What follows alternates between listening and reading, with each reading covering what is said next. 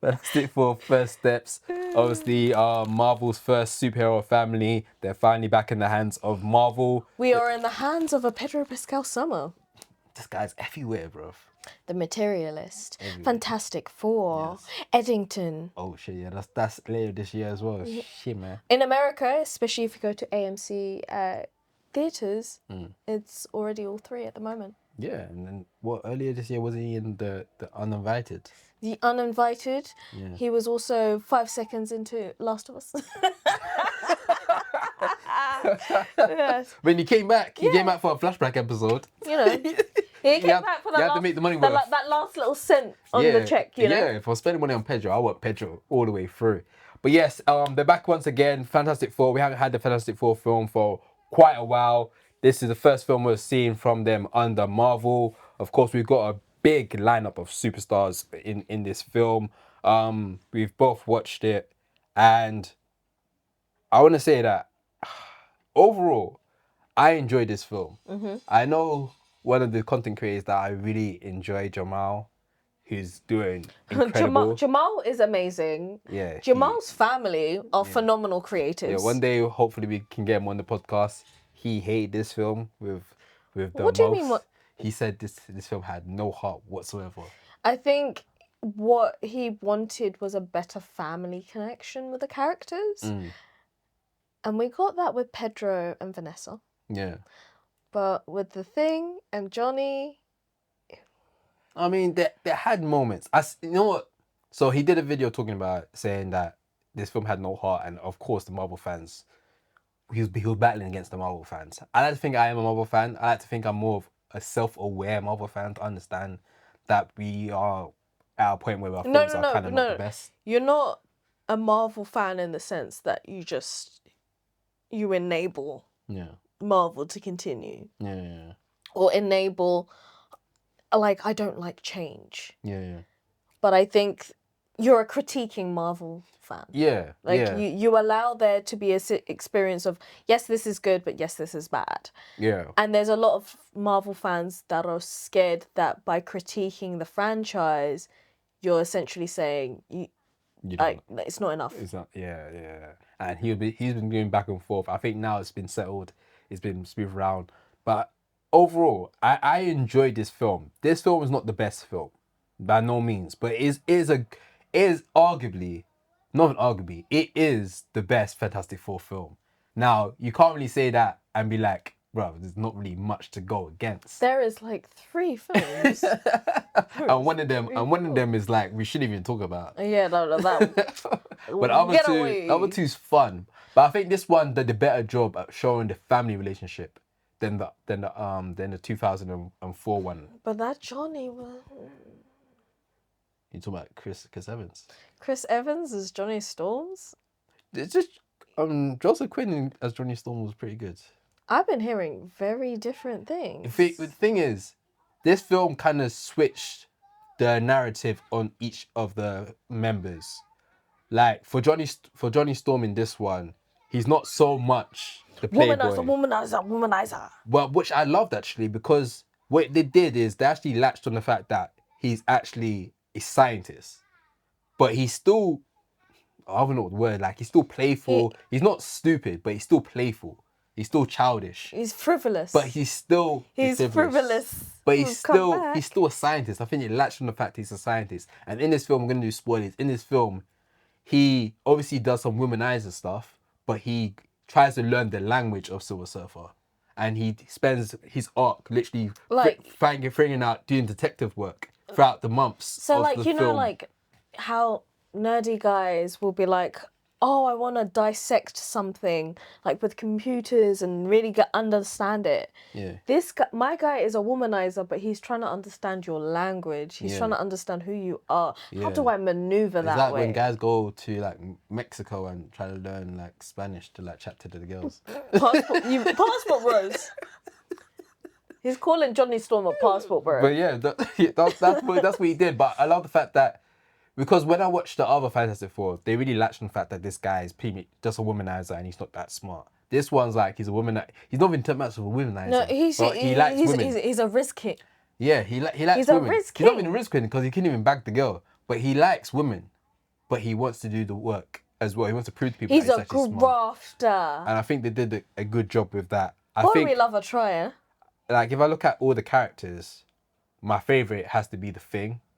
Like, it did a great job of showing him being, like, I think the thing what's good about this film and also not good about this film is that it gave everyone little story moments, but not enough. Kind of like the bear. And I know what you're thinking. You're saying that because the thing is in the bear, but it was kind of like in the bear, where they let everyone have their own little storyline, but that works in episodes. Yeah. It doesn't necessarily work in films. It's weird because this film could have done better if they made it slightly longer. I think Marvel's kind of scared to make long films now because of the audience going away. But it was a good film. My main gripe with it has a horrible third act. The third act is not a good third act. And you were saying this earlier as well. The second act, when they go to space and they're fighting, they meet Galactus. Galactus looks beautiful. This is a movie that should be watched in IMAX. It looks so great. When they're doing they feel like I was watching Interstellar with the spacecraft when they're doing like time warps, not time warps, but they're doing like light speed travel through in space. That was incredible. Silver Surfer going around the stars, drifting around the clouds, incredible. But that happened in the second act. Did it make you want to, like, low-key, it made me want to, like, start roller skating again? Because of Silver Surfer. Yeah, like, obviously I can't skate, like, I tried to skateboard, I'm terrible. Yeah. But, like, it made me want to roller skate again. Oh yeah, not me, boy. I know what I can and can't do. But the third act, it kind of it just didn't work to me. But overall, it's a good film. But I guess the main thing to talk about is, of course, Pedro Pascal. A lot of people are talking about his performance, talking about Christopher Reed Richards, sorry. I think he did a good job. I think he did a great job. I don't think people are talking about him doing like phenomenon. I think he did good. He did good, and I think the reason he was in his pocket because the movie wasn't focused on him, and I think they did a good job of making sure let's not make it the Pedro Pascal movie. The main superstar in this film is Vanessa Vanessa Who Kirby, is also Invisible Woman. Yeah, she plays Sue Storm. She's the heart of the film, and she was incredible in this film. Have you seen the memes, by the way? Oh, where she does the face and she's like, yeah. Yeah, literally. She's just serving face all the time. And the worst part is, like, I told you that, like, the government are using they're using Fantastic Four for, like, ads for jobs and stuff. Yeah. And you just see, like, at the side, especially in London, you see her face on the side of the bus going, and then on the side it's like, you can learn upskilling. Like, what do you mean you can learn upskilling? And she's just there serving face. Was she part of HMRC? Yeah. Yeah, that's crazy. All each one of them. Characters, yeah. She's on there. Okay, that was weird. The marketing's crazy for this. Yeah. I've seen G-Shock. Have you seen the G-Shock watch? No. Yeah, they have a G-Shock watch. For each character? No. They all have one for the Fantastic Four, and so the blue actually glows in the dark. Oh, cool. Yeah. Nice. The marketing for this is crazy, but it also makes sense because it's almost like re-immersing us into that world where the Fantastic Fours are this big superheroes and they have cereals, they're advocating for this and that, and we're getting that in the real life. Yeah, because the film does a really good job to show that this is a different universe, which is great because you don't have to watch any of the other Marvel films to understand what's going on. But they made them superstars. This is their universe. This is Beyonce, bro. This is K-pop. Yeah, Sue Storm is literally creating peace around the world, across the nations. It's a good film. It's a solid film. Of course, this next film we're gonna watch is gonna be Avengers Doomsday. At the end of Fantastic Four, there's a post-credit scene.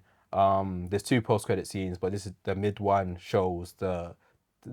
briefly shows Doctor Doom appearing against Franklin, which is Sue Storm and Richard Ree's son, who has incredible powers. I've seen online that this guy he's basically God. He can just create anything with his mind. It's like, was it my guy from Guardians of the Galaxy? He's played by Will Porter's character. Oh, Will Porter's character? Yeah. Not really, because this one can change, and he's kind of more like Scarlet Witch. Yeah, but I mean, like, he's that powerful where he's just like, he can do anything. Yeah, this one can literally, obviously in the movie, he brings back Sue Storm back to life because she dies. But the kid can do he can create a universe with his mind. So he's basically more like It's kind of like Manhattan from like DC, where he can just create anything.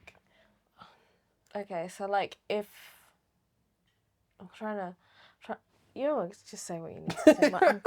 I was Don't gonna listen say to me. what was It's like you got it now. yeah, it's like Darwin Darwin. Who's Darwin? from Again. X-Men. Oh, who's Darwin? The one who could evolve and become anything. He couldn't die.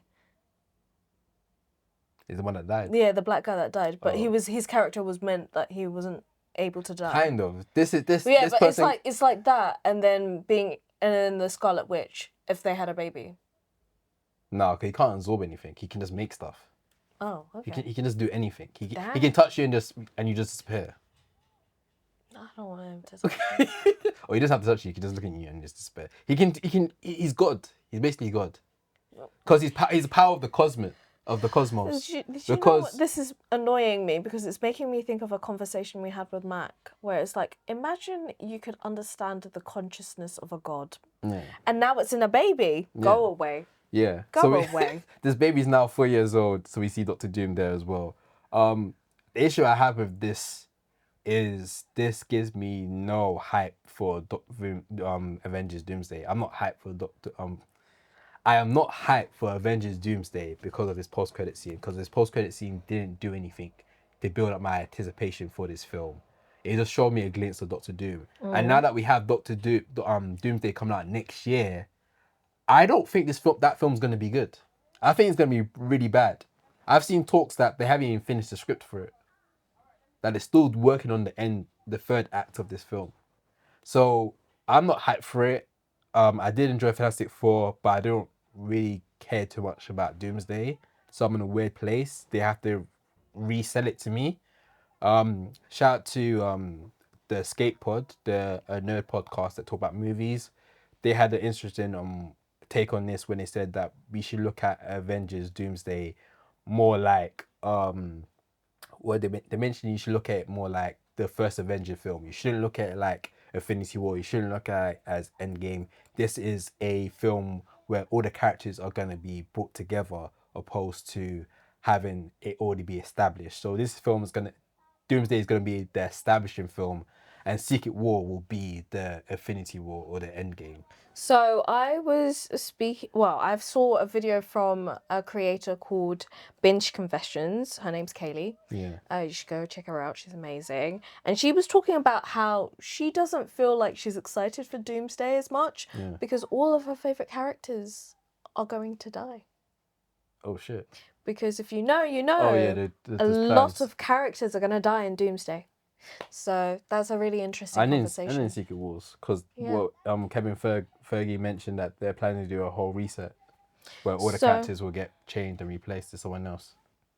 There's that as well. So that is your warning from Doomsday. Shout out to Kaylee for letting us know. Yeah. Her @ is Binge Confessions on TikTok, so please go check her out. But yeah. Yeah. Well, if you guys haven't seen it, check it out. If you have, let us know in the comments below what you guys think about it.